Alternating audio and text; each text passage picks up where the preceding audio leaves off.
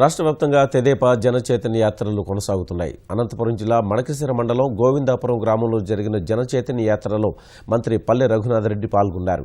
పూర్వం మాయల మరాఠీలు ఉండేవారని, ప్రస్తుత ఈ కాలంలో ఏపీపీసీసీ అధ్యక్షుడు రఘువీరారెడ్డి మాటల మరాఠీ అంటూ విమర్శించారు. పెద్ద నోట్ల రద్దు విషయంలో చంద్రబాబుపై విమర్శలు సరికాదని హితవు పలికారు. ఈ రాష్ట్ర ప్రభుత్వం నిత్యావసర వస్తువుల యొక్క ధరలు పెరగకోకుండా నియంత్రించడానికి తగిన చర్యలు తీసుకుంటా ఉందని చెప్పి సందర్భంగా మేము గుర్తు చేస్తాం. ఈ రోజే టెలికాన్ఫరెన్స్ లో ముఖ్యమంత్రి గారు మాట్లాడుతూ రైతులు ఎవరు ఆందోళన పడాల్సిన అవసరం లేదు, ప్రజలు ఎటువంటి పరిస్థితుల్లో కూడా నిత్యావసర వస్తువులు ఉప్పుతో సహా ఎక్కడైనా పొరపాటున ఎవరైనా అమ్ముతూ ఉంటే కఠిన చర్యలు తీసుకోమని ఆదేశాలు ఇచ్చాం.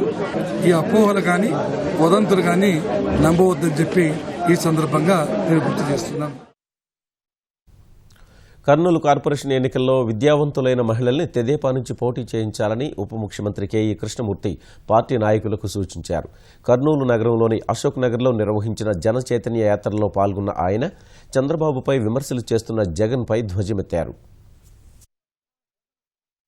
సిబిసిఐడి ఎంక్వైరీ చేసిన 13 కేసుల్లో నువ్వు ఇంకా బయటికి రాలేదు అంటే మా అభిప్రాయం ఏంటంటే ఎప్పుడో ఒకసారి నువ్వు కారాగారం పోవాల్సి వస్తుందేమో అని చెప్పి నా అనుమానంగా ఉంది అని చెప్పి.